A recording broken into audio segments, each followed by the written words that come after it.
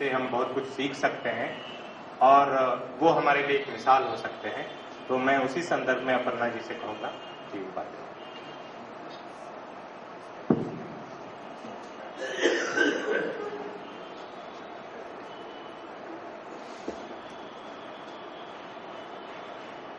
साथियों, मंच में उपस्थित दामोदर जी, फैसल जी, परवीन पटेल जी और शंकर जी और उसके साथ साथ रांची शहर के माननीय बुद्धिजीवी, इस मीटिंग हॉल में बैठे सभी साथियों को मेरी ओर से जोहार।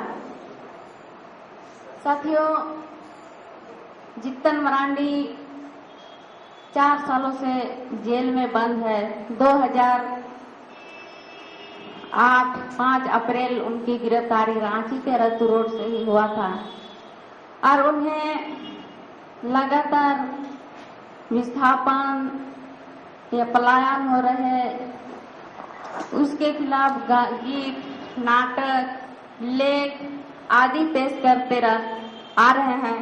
सशक्त सिर्फ विस्थापन और ये सवाल पर ही नहीं, जो सबसे पिछड़े हुए आदिवासी से लेकर के दलित लोग में जो भी समस्या है उसके प्रति गाना नाइट द्वारा अपने गांव-गांव में पेश करके लोगों में क्या जागृति पैदा करने के लिए, जो नहीं जानते हैं उसके बारे में जागृति पैदा करने के लिए अपने गांव-गांव में जा करके समझाते थे नाट, गीत, लेख के द्वारा। पर उनका जो आज जैसे दामोदर जी को लेकर के फैसल जी ने बताया, उसी प्रकार ही जित्तन को लेकर के भी कुछ दिन पहले अखबार में आया था, यह चिलखारी का हमलावर है जित्तन मरांडी, जो उस रूप से आया था। उसके बाद ही उनका गिरफ्तारी हुआ और गिरफ्तारी होने के बाद 5 अप्रैल से लेकर के उनको 12 अप्रैल को गिरिडीह पुलिस वहां गिरिडीह ले गया और वहां बहुत बड़ी साजिश के तहत उनको 10 दिन के लिए भी रिमांड में ले गया। पर जो अपने जो काम किए थे वो तो कभी नहीं छुपाया। पर उस समय तत्काल एसपी था मुरारी लाल मीणा, वो बोल रहा था, जितन तो जो तुम जागृति का काम कर रहा हो करते हैं वो छोड़ो, हम लोग का काम कीजिए तब अच्छा होगा। हम लोग जो आप मांगेंगे हम दे देंगे, लेकिन जागृति का काम छोड़ो।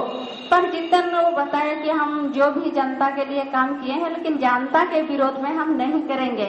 तो उस समय एसपी बोला, जो हम करना चाहेंगे वो तुमको दिखाएंगे। तो सच में उसी प्रकार हुआ कि बहुत बड़ी साजिश के तहत उनको वहाँ निचली अदालत, गिरिडीह के निचली अदालत में पहचान करवाया और मौत की सजा सुनाया दिया गया। अंतिम में जब हाईकोर्ट में बेइज्जत बारी किया तो जित्तन को बड़ी साजिश के तहत ही एक इतना बड़ा साजिश था कि ताकि जित्तन रिहा होने के बाद भी लंबे दिन तक जेल में रहे। इसलिए जब भी गिरफ्तार हुआ तो उनको बहुत सारा केस, यानी कुल 7 केस डाल दिया। तो उसको खत्म करते करते मार्च तक हो गया। तो 19 मार्च को सारा केस, गिरिडीह का जितना केस था, फर्जी केस था, सब जमानत पूरा हो गया। पूरा होने के बाद यहाँ रांची का एक केस भड़का भाषण का था, उसमें कई लोग का केस था। उसको जमानत हम लोग 26 तारीख को करवा दिए और हम लोग लाने गए। सोचे जब 19 तारीख को जब जमानत हो गया है गिरिडीह का केस तो रिलीज पहुंच गया होगा। तो हम लोग गए तो वहाँ बोला एक ठो रिलीज नहीं पहुंचा है। तो ऐसा जिला साहब बताया। इसके बाद 27 तारीख को पता चलता है कि उनको, मैंने वहाँ जाने के बाद पता चला कि इनको सीसी एक्ट के तहत सीसी एक्ट लगा गया, झारखंड अधिनियम 2002 क्रिमिनल कंट्रोल एक्ट लगा दिया। तो इस प्रकार जित्तन को बार-बार इस तरह से उनको ज्यादा दिन तक, लंबे दिन तक जेल में रखने के लिए एक बड़ी साजिश है।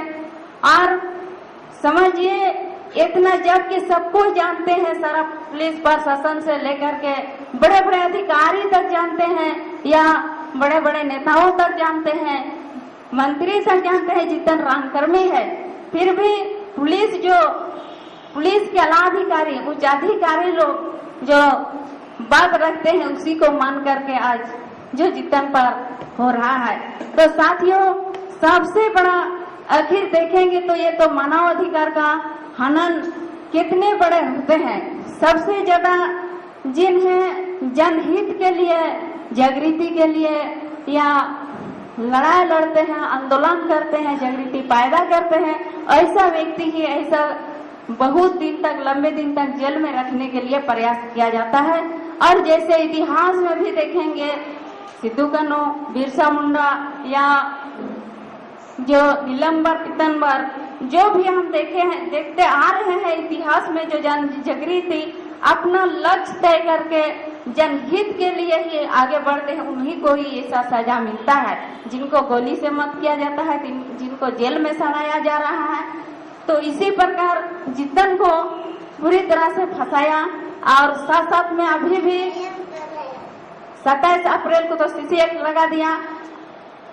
इसके बाद 27 मार्च को, इसका 9 अप्रैल को सरकार की ओर से सुप्रीम कोर्ट में अपील किया कि फैसला पसंद नहीं हुआ। जो हाई कोर्ट का फैसला उन लोग पसंद नहीं किया, इसीलिए सुप्रीम कोर्ट में उन लोग अपील किया है। तो इस प्रकार जितन के ऊपर बहुत बड़ी साजिश है। इसमें जो हम मानव अधिकार लोगों से और यहाँ मानव अधिकार को सही पैमाने पर अगर हम लोग रक्षा कर रहे हैं और रक्षा करने का बात हो रहा है, इसलिए हम बहुत खुश हैं। तो इसी से हम सोचते हैं और आह्वान करते हैं कि उनको जब इस तरह बार-बार सताया जा रहा है, सिर्फ उनके पर ही नहीं, मेरा बेटा या मेरा परिवार या सामाजिक कार्यकर्ता, जितना भी सामाजिक कार्यकर्ता है, सभी का मानवाधिकार उल्लंघन हो रहा है। इसको रक्षा करने के लिए आज हमें सभी सामाजिक कार्यकर्ता या जितना भी वकील है, अधिवक्ता है, सबको रास्ता ढूंढना होगा। और हम किस प्रकार से इस ऐसा सामाजिक कार्यकर्ता आंदोलन, जन जागृति पैदा करने वाले, जो जनता के हित में काम करने वालों को बचा पाएंगे, यही। और उनको मैं इसी मानवाधिकार संगठन से अनुरोध करते हैं, उनके निकालने के लिए या बाहर करने के लिए कदम उठाएं। यही बात सभी को जोहार।